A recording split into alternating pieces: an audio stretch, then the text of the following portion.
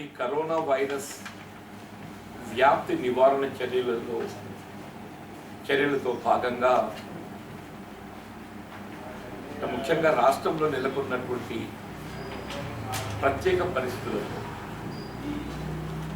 ముఖ్యంగా దినసరి కూలీలు, వ్యవసాయ కూలీలే కానీ, బీడీ కార్మికులే కానీ, భవన నిర్మాణ రంగ కార్మికులే కానీ, రవాణా విభాగంలో పనిచేసే కార్మికులే కానీ వాళ్ళు ఉపాధి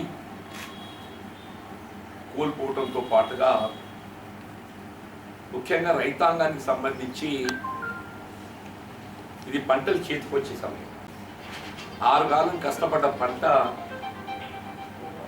చేతికొచ్చే సమయం కాబట్టి వ్యవసాయ ఉత్పత్తులకు కనీస మద్దతు ధర పొందటంలో ఏ విధమైనటువంటి ఒక ఇబ్బందులు ఎదురు కాకుండా చూడవలసినటువంటి ఒక బాధ్యత మరి కేంద్ర రాష్ట్ర ప్రభుత్వాలపై ఉందని చెప్పక తప్పదని చెప్పండి. ఈ మొక్కజొన్న వరి ధాన్యానికి సంబంధించి కేంద్ర ప్రభుత్వం ప్రకటించినటువంటి ఒక కనీస మద్దతు ధర రైతాంగానికి అందింప చేయడంలో భాగంగా దాదాపు దశాబ్ద కాలం పైనుండి, అంటే నేనైతే 2007, 8, 8, 9 గమనిస్తున్నాను. మరి లాస్ట్ ఓవర్ అబౌట్ 12 years ఆనాడు ఉమ్మడి ఆంధ్రప్రదేశ్ రాష్ట్రంలోనే వీళ్ళ ప్రభుత్వ పరంగా నిర్వహించేటటువంటి ఒక వరిధాన్యం కొనుగోలు సేకరణ కేంద్రాలను ఆధారంగా చేసుకొని మద్దతు ధర పొందటం రైతాంగానికి ఒక విధంగా ఆత్మవిశ్వాసాన్ని నింపడం జరిగిందని చెప్పక తప్పదని చెప్పండి. తెలంగాణ రాష్ట్రం ఏర్పడ్డ తదుపరి కూడా ఈ ధాన్యం సేకరణకు సంబంధించి ఈ కొనుగోలు కేంద్రాలను మరింత విస్తరింప చేయటం, రైతాంగానికి ఏ విధమైనటువంటి ఒక ఇబ్బందులు ఎదురు కాకుండా మన గత 6 సంవత్సరాలకి నుండి కూడా మనం గమనిస్తున్నాం. తెలంగాణ రాష్ట్రం ఏర్పడి దాదాపు 6 సంవత్సరాలు గడుస్తుంది, 12 పంటలు వచ్చినాయి. ఈ 6 సంవత్సరాల నుండి కూడా ఏ విధమైనటువంటి ఇబ్బందులు ఎదురు కాకుండా ధాన్యం సేకరణ చేయడం జరుగుతుంది. ఈ కరోనా వైరస్ వ్యాప్తి నివారణ చర్యలలో భాగంగా ఏదైతే కనీస భౌతిక ఎద్దడి, సోషల్ డిస్టెన్స్ పెంపు అనేటువంటి ఒక ఆలోచన అమలు చేయటం అటు ప్రభుత్వ పరంగానే కాకుండా సామాజికంగా కూడా ఇది అందరి బాధ్యత. ఈ సోషల్ డిస్టెన్స్ అనే నెపంతో గతం నుండి ఆనవాయితీగా ఏ ధాన్యం సేకరణ కేంద్రాలను ఆధారంగా చేసుకొని మన రైతాంగం ప్రాధాన్యత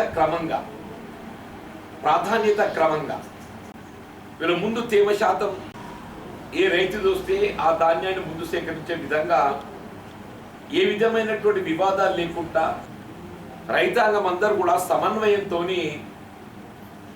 మరి మన ఉమ్మడి కరీంనగర్ జిల్లాలో సఫలీకృతంగా ఇది కొనసాగుతుంది.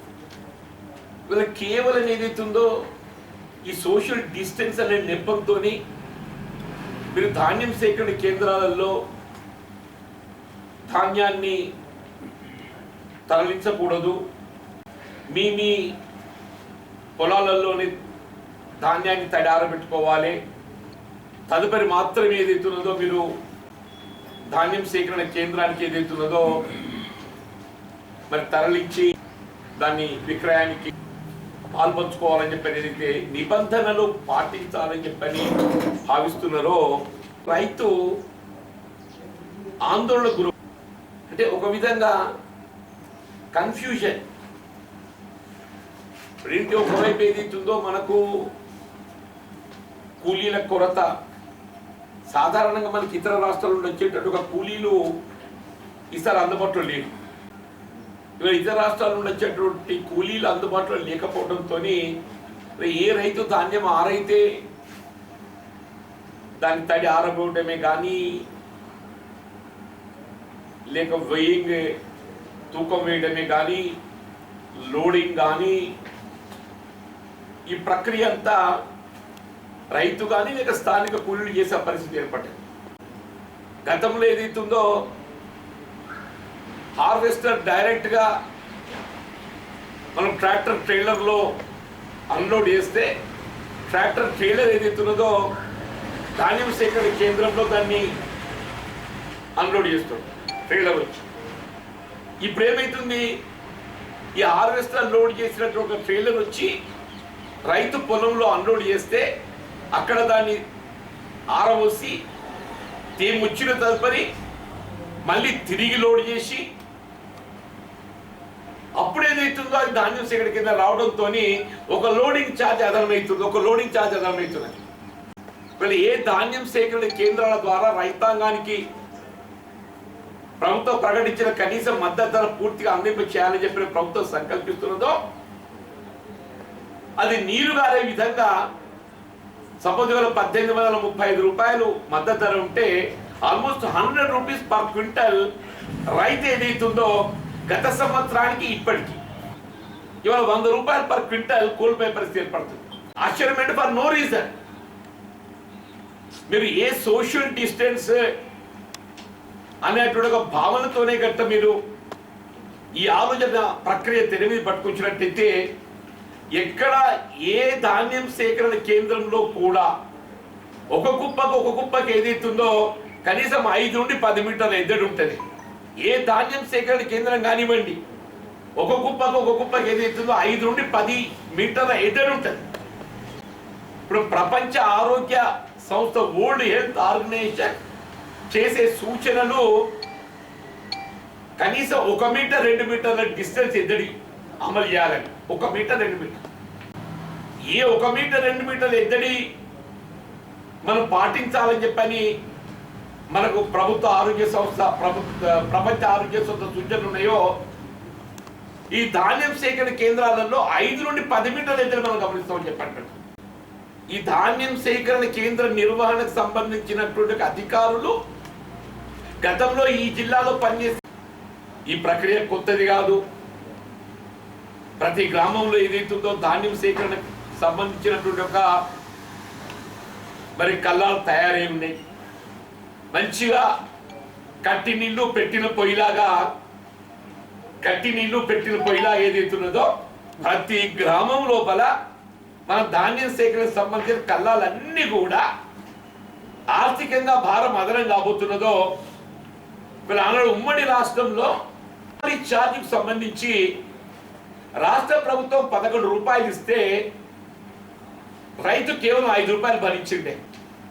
ఇవాళ కూడా FCI food corporation of India per quintal 5 రూపాయలు ఇస్తుంది రైతు.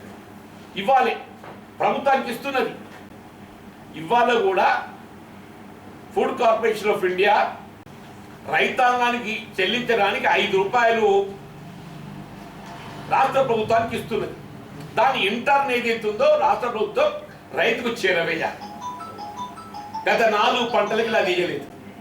బేసిక్గా ఇదే పంజాబ్ రాష్ట్రంలో ధాన్యం సేకరణకు సంబంధించిన హమాలీ ఛార్జ్ మొత్తం కూడా భారత ఆహార సంస్థ భరిస్తున్నది. నేను గౌరవ ముఖ్యమంత్రి గారు నేను నివేదిస్తున్నా, ఏ విధంగా పంజాబ్ రాష్ట్రంలో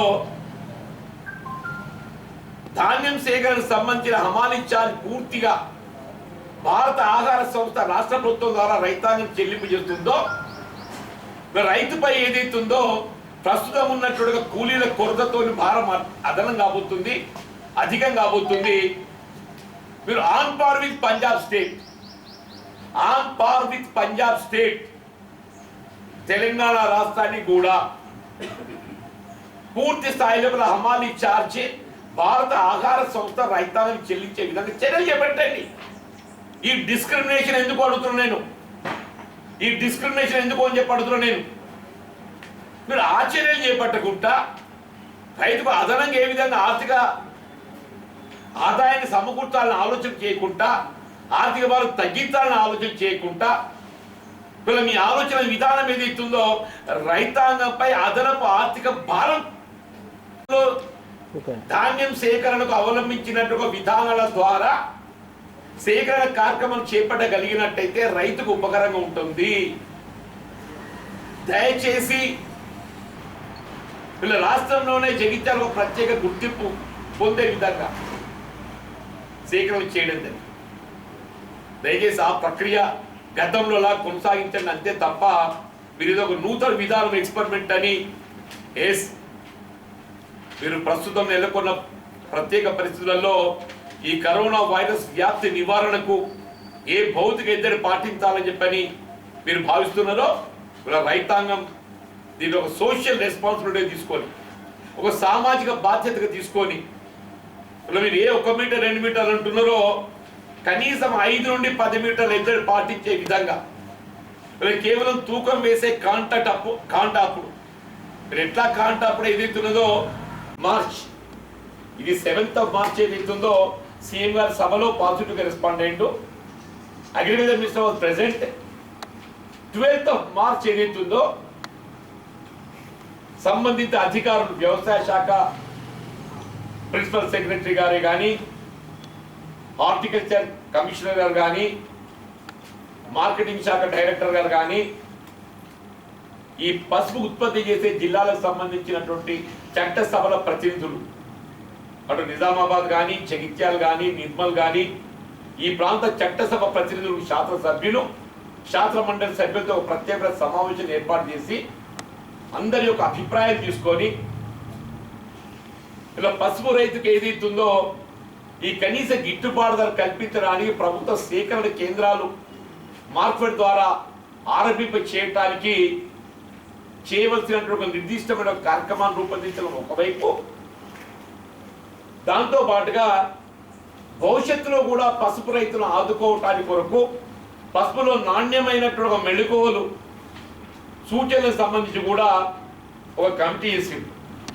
జనార్దన్ రెడ్డి గారి ఆధ్వర్యంలో కమిటీ 12th of March వేసి శాసనసభ సమావేశాలు ముగిసేలోపు ఏదైతుందో నివేదిక ఇచ్చే విధంగా, సో దట్ శాసనసభ సమావేశాలు ముగిసే లోపు నివేదిక వస్తే మళ్ళీ ఒకసారి చట్టసభలకు సంబంధించినటువంటి ఒక ప్రతినిధులతో సమావేశం నిర్వహణ చేసి ఈ 3-4 జిల్లాలకు సంబంధించిన ఎమ్మెల్యేలు ఎమ్మెల్సీలతో సమావేశం నిర్వహణ చేసి ఇలా పసుపు సేకరణకు సంబంధించి కానీ అట్లా ఏదైతున్నదో భవిష్యత్తులో పసుపు దాని నాణ్యతకు సంబంధించి మెళుకులు ఏ విధంగా చేపట్టాలని చెప్పని ఈ కమిటీస్. సరే దురదృష్టం ఇది 12th అవుతే 14th వరకు కరోనా వైరస్ వ్యాప్తికి సంబంధించినటువంటి ఒక అంశం తీవ్ర స్థాయికి చేరుకోవటం, అటు జాతీయ స్థాయిలో కానీ రాష్ట్ర స్థాయిలో కానీ శాసనసభ సమావేశాలు కూడా 23 వరకు నిర్వహిస్తారని భావించినటువంటి 16కి ప్రీపోన్ చేయబడి అర్థాంతరంగా శాసనసభ శాసనమండలి సమావేశాలు వాయిదా పడటం, ఈ నివేదిక కానీ మరి ఈ అంశం కొంత మరి ఎనెక్కిబుల్. ఇప్పుడు ఏమైపోయింది, వ్యవసాయ మార్కెట్లు అన్ని మూతపడ్డాయి. ప్రభుత్వ ఆలోచన విధానానికి అనుగుణంగా వ్యవసాయ మార్కెట్లు అన్ని మూసేసి అసలు పసుపు రైతుకు 4,000-5,000 కంటే పలికే పరిస్థితి లేదు. మార్కెట్లు తెరిచినా కానీ వర్షాకాలం రాబోతుంది. ఇన్ అనదర్ month 2 ఈ పసుపు నిల్వ చేసుకోవడానికి అవకాశం లేదు. తడిస్తే చంద్రం అయిపోతుంది. పసుపు ఉడకబెట్టకుంటేనేమో మొలకొస్తుంది, పసుపు ఉడకబెట్టకుండా మొలకొస్తుంది, ఉడకబెడితే తడిస్తే చందనం అవుతుంది. కాబట్టి ఏదైతుందో నిల్వ చేసుకోవడానికి అవకాశాలు తక్కువ. కాబట్టి ఇలా విక్రయించడం మిగిలింది కేవలం ఏప్రిల్ మే మాసాలు. ఇలా ప్రభుత్వం సూచన ప్రాయంగా గౌరవ ముఖ్యమంత్రి గారు పసుపు సేకరణకు సంబంధించి మార్కెట్ ద్వారా కొనుగోలు చేయడం జరుగుతుందని చెప్పని శాసన మండలి వేదికగా మరి వారు పేర్కొన్నారు. కాబట్టి తక్షణమే అంటే వాస్తవంగా 10,000 రూపాయలు క్వింటల్ అవుతున్నాయి కానీ రైతు గిట్టుబాటు అయ్యే పరిస్థితి లేదు. ప్రభుత్వం ఏ మేరకు రాయితీ కల్పించగలుగుతుంది,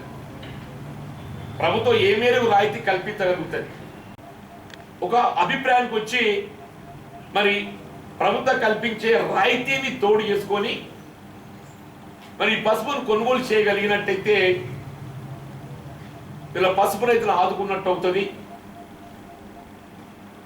కాబట్టి నేను ప్రత్యేకంగా ఈ అంశం ఏదైతుందో నీ ప్రాంత వాస్తవ్యుల్ని నాకు పసుపు రైతులతో ఉన్నటువంటి ఒక అనుబంధంతో నేను శాసన మండలిలో మన ఈ అంశాన్ని లేవనెత్తడం, సీఎం గారు కూడా పాజిటివ్ స్పందించడం, మరి అందరు కూడా పసుపు రైతులు అందరూ కూడా బాగా అంటే ఒక విధమైనటువంటి ఒక వాళ్ళ ఒక ఆశాభావం కలిగింది. ప్రభుత్వం మాకు తోడు నిలుస్తుంది అనేటువంటి ఒక ఇవాళ అది కార్యరూపం దాల్చలేకపోవడంతో ఇలా రైతు ఏదైతుందో నిరుత్సాహపడిపోతుంది. సరే, కరోనా వైరస్ వ్యాప్తి నివారణ అనేది ఇది ఒక ప్రత్యేకమైన పరిస్థితి. ఈ ప్రత్యేకమైన పరిస్థితులలో కూడా ఇలా రాష్ట్రంలో ఉన్నటువంటి యొక్క రైతాంగానికి బాధ్యతగా నిలవడము ప్రభుత్వ బాధ్యత. ఏ విధంగా వ్యవసాయ ఉత్పత్తుల సేకరణ, వరి ధాన్యం, మొక్కజొన్న సేకరణ మరి బాధ్యత భావిస్తున్నామో, పసుపు సేకరణ కూడా ప్రత్యేకమైన పరిస్థితుల్లో ప్రభుత్వం ప్రత్యేకమైన రాయితీతోని మార్కెట్ ద్వారా సేకరింపజేయడానికి సత్వరం నిర్ణయం తీసుకోవాలి. ఇది 10,000 రూపాయలు క్వింటల్ అయితేనే కానీ రైతు గిట్టుబాటు అయ్యే పరిస్థితి లేదు. సరే, అవుట్ ఆఫ్ ఇట్ 10,000 అయితేనే కానీ గిట్టుబాటు అయ్యే పరిస్థితి లేదు. కానీ ప్రభుత్వం ఏ మేరకు రాయితీ కల్పించగలుగుతుంది, ఒక విధానపరమైన నిర్ణయం తీసుకొని మరి సత్వరమే, ఎందుకంటే బై 21st కొంత రిలాక్సేషన్స్ వస్తాయని చెప్పిన భావిస్తున్నాం. ఈ లోపల ఏదైతుందో ఈ పసుపు సేకరణకు సంబంధించి మరి రాష్ట్ర ప్రభుత్వ గౌరవ ముఖ్యమంత్రి గారు నిర్ణయం కైకొనాలని చెప్పని నేను సీఎం గారికి ప్రత్యేకంగా నేను ఒక లెటర్ రాయడంతో పాటుగా దీనికి సంబంధించిన జిల్లాలు నిజామాబాద్, జగిత్యాల, నిర్మల్ జిల్లా కలెక్టర్లకు కూడా నేను దీని లేఖ ప్రతిని పంపిస్తున్నాను. నేను అట్లాగే వ్యవసాయ శాఖ మంత్రులు, principal secretary agriculture, commissioner for horticulture అందరు కూడా నేను దీని ప్రతులు పంపిస్తున్నా. దయచేసి వీళ్ళ పసుపు రైతు కూడా బాసలు ఇచ్చే విధంగా తగు చర్యలు సత్వరమే చేపట్టాలని చెప్పని కూడా విజ్ఞప్తి.